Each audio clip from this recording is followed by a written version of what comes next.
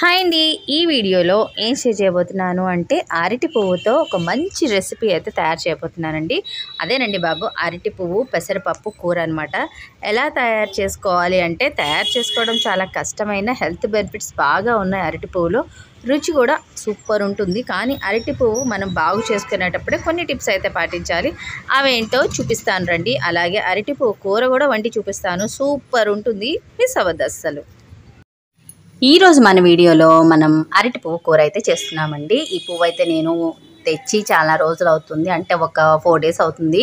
అందుకని ఫస్ట్ పొరలో ఉన్న ఈ మొగ్గలు అయితే ఇదిగోండి ఇట్లా తయారైనాయి. అంటే బాగులేదు, అంటే 4 days అయితే కనుక అరటి పువ్వు పాడైపోతుందనే నిజం నాకు ఇప్పుడే తెలిసింది. నేను ఎప్పుడు ఈ కూర వండలేదు కాబట్టి. తర్వాత రేకులో వచ్చిన పువ్వులు అయితే ఫ్రెష్గా బాగానే ఉన్నాయి. ఇలా మనం ఒక్కొక్క రేకులోంచి వచ్చే పువ్వులన్నీ కూడా తీసేయాలి. తర్వాత దాన్ని ఎలా క్లీన్ చేసుకోవాలి, ఎలా వండాలి అనేది కూడా మీకు క్లియర్గా చెప్తాను. వీడియోని ఎక్కడ మిస్ కాకుండా చూడండి. వీడియో నచ్చితే ఖచ్చితంగా లైక్ చేయండి. అలాగే ఛానల్ సబ్స్క్రైబ్ చేసుకోండి. ఏంటి అసలు చూస్తున్నారా కానీ ఎవరు కూడా ఛానల్ సబ్స్క్రైబ్ చేసుకోవట్లేదు. ఇప్పుడు నేను తీసిన అరటి మొగ్గల్లోంచి ఇలా పొడుగ్గా ఒక కాడు ఉంటుంది. మిగతా దేనికి తల ఉండదు, దీనికి మాత్రం తల ఉంటుంది. దాన్ని మాత్రం తీసి పక్కన పడేయాలండి, ఎందుకంటే అదే వగరు వస్తుంది అనమాట. అందుకనే తర్వాత ఈ ఫ్లవర్లో ఒక రేకులా ఉంటుంది, అది కూడా తీసేసేయాలి. తీసేసి వీటన్నిటిని ఇలా క్లీన్ చేసుకోవాలి. ఎక్కువగా మన ఇంట్లో ఎవరికైతే పనిపాట ఉండదో వాళ్ళకి ఇలాంటి పని అప్పచెప్తే వాళ్ళు తీసేస్తారనమాట. ఇది రేకు కూడా తీసాను, చూసారు కదా. ఇలా మనకి ఒక్కొక్క పొర తీగ తర్వాత లాస్ట్కి ఇలా మిగులుతుంది, దాన్ని ముక్కలు చేసేయాలి. అంతేగాని అవి పొరలు రావు. అర్థమైంది కదా. ఖాళీగా ఉన్న వాళ్ళకి చూసి ఈ క్లీనింగ్ సెక్షన్ అంతా అప్పచెప్పేసేయండి. లాస్ట్ ఇలా ఈ మొగ్గ మాత్రం ఇంకా పొరలు రావండి, ఇంకా అయిపోయినట్టే. నేను ఒకసారి ట్రై చేస్తున్నాను, ఇంకేదైనా ఒక పొర వస్తుందేమోనని చూస్తున్నాను. ఈ ఒక్క పొర అయితే వచ్చిందండి. దీంట్లో తీస్తే ఇదిగోండి ఈ మొగ్గలు అయితే వచ్చినాయి. ఈ మొగ్గలన్నీ కూడా గల అయిందనుకోండి, అవన్నీ అరటిపళ్ళు అవుతాయి అన్నమాట. ఆ అరటిపళ్ళు అయిపోయేదే ఈ అరటి పువ్వు. అంటే ఒక అరటి పువ్వు తింటే మనం అరటిపళ్ళు తింటే ఎంత శక్తి వస్తుందో ఈ ఒక్క అరటి పువ్వు కూర తింటే అంత శక్తి వస్తుందంటండి. అందుకనే అరటి పువ్వు కూర చాలా బలం అంట. ముందు మెయిన్ ఆడవారికి, పీరియడ్ సమస్యలు ఉన్న ఆడవాళ్ళకి చాలా మంచిదంటండి. ఇది మధ్యలో మొగ్గను మాత్రం ప్రతి దాంట్లో కూడా తీసేయాలి, అదే చేదు వగరు వచ్చేదనమాట. ఈ అరటి పువ్వు ఎంత ఆరోగ్యకరమో నేను కూర వండేటప్పుడు మీకు చెప్తూ వంట అయితే చేస్తానే. ఇప్పుడైతే ఈ క్లీనింగ్ సెక్షన్ నేనే చేస్తున్నానండి. మా ఇంట్లో ఎవరు లేరు. నేను ప్రస్తుతానికి మా హస్బెండ్ వెళ్ళిపోయారు షాప్కి, బాబు వెళ్ళిపోయాడు, నేను ఒకదాన్నే ఉన్నాను కదా. చచ్చినట్టు నేనే మొత్తం చేసేస్తున్నాను క్లీనింగ్. ఆ తర్వాత మిగతా ముచ్చట్లు చెప్పుకుందాం. ఇదిగోండి క్లీనింగ్ చేసేసాను. ఈ రేకులన్నీ ఉన్నాయి కదా, ఆ రేకులు తీసేసాను. అలాగే మొగ్గలు కూడా తీసేసాను అనమాట. మిగతా పువ్వును మాత్రమే కూర వండుకోవాలి. ఈ రేకులను వడియాల్లో కూడా వేయించుకుంటారంట. తర్వాత దీన్ని యాస్టీస్ కోసేసుకోవడమే, దాన్ని ఇంకా వలవటం ఏం లేదు. ఇదిగోండి ఆ మొగ్గని ఇలా కోసేసుకోవాలి. కోసుకునేటప్పుడు ఖచ్చితంగా చేతులకు ఆయిల్ అప్లై చేసుకోవాలండి. లేదు అంటే ఇందులో జిగురులా వస్తుంది చూసారా, అదంతా చేతులకు పట్టేసి నల్లగా వదలదనమాట. ఈ కూర ఎలా ఉంటుంది అని చెప్పాలి అంటే పనస పొట్టు కూర ఉంటుంది చూడండి, ఇంచుమించు అలా ఉంటుంది.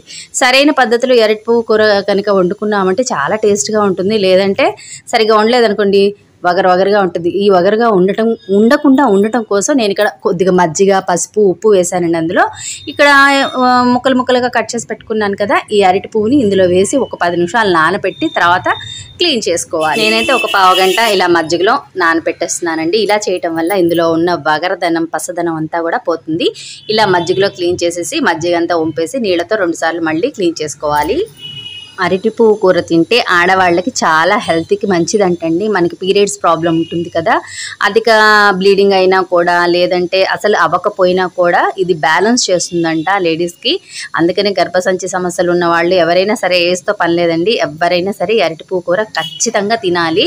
అరటి పువ్వు తింటే అంతేకాకుండా మనకి బాడీకి కావాల్సిన హెల్దీ విటమిన్స్ని కూడా బాగా అందిస్తుందంట. ఈ మధ్య చాలామంది కూడా చెప్తున్నారు ఓవర్ బ్లీడింగ్ అయిపోతుందంటే ఖచ్చితంగా అరటికాయ కూర తినమంటారు. మనం ఈ అరటికాయ కూర కన్నా ఈ అరటి పువ్వు కూర తింటే ఇంకా మంచిదండి. ఆడవారికి నెలసరి సమస్యల్ని నియంత్రించడంలో ఇది చాలా ఫస్ట్ అంట, మా నాయనమ్మ చెప్తుంది.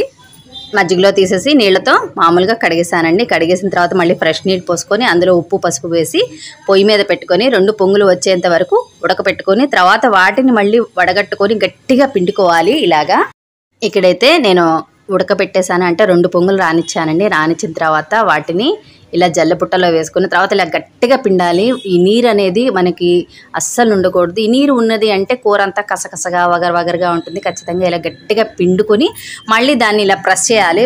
పొడిలాడేలాగా ప్రెస్ చేస్తే ఇంకా అందులో పసదనం వగరదనం మొత్తం పోతుందనమాట. ఇప్పుడు మనకి ఇది కూర వండుకోవడానికి రెడీగా సిద్ధమైపోయిందంటే ఇలా గనక చేసి కూర వండుకున్నామంటే ఇంకా పిల్లలకి పెద్దలకి అందరికీ సూపర్గా నచ్చేస్తుంది.